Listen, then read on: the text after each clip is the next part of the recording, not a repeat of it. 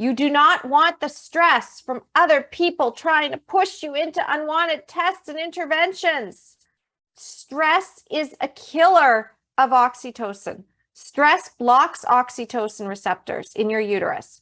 And oxytocin receptors in your uterus are what allow you to go into labor. If you're feeling really stressed and fearful, what's going to happen is that it's going to feel like a tiger is chasing you.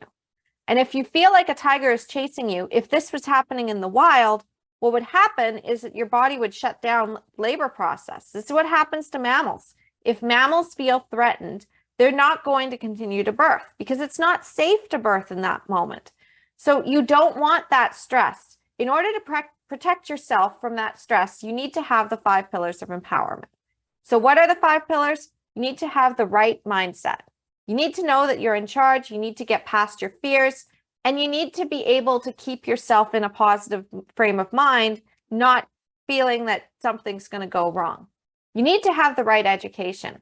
A really good step is getting the right books, getting the right childbirth education, understanding physiological birth and how things work. Rachel Reed's book, Why Induction Matters, helps with induction. Rachel Reed's other book, Reclaiming Childbirth as a Rite of Passage, helps you understand physiological birth. The Thinking Woman's Guide to a Better Birth is a book that also gives you the breakdown of the risks and benefits of interventions.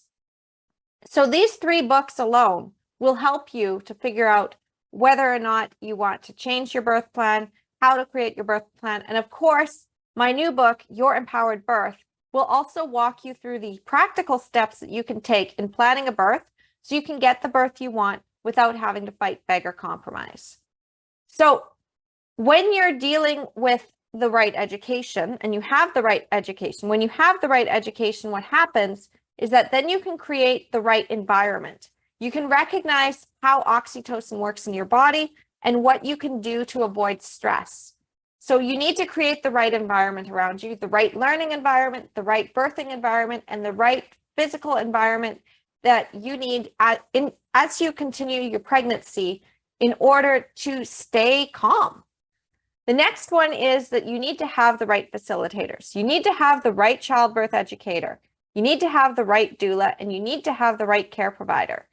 When you're avoiding the natural birth traps, the last thing you want is a care provider that's going to push you right into it. Because even though you might know that this is a natural birth trap, it is incredibly stressful to have to keep fighting with your care provider. So get rid of that stress by hiring the right care provider in the first place. And finally, you need to have the right support. Your friends, your family, your partner, they need to be on board with your birth plan.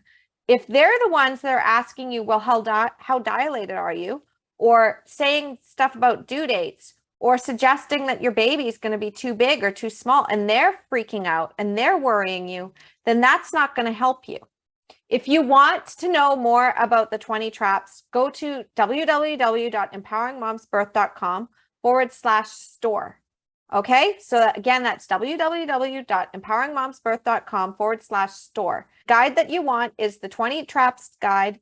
You can click on it. It will take you to the sign up page. You just sign up your email. It will be delivered right to your inbox.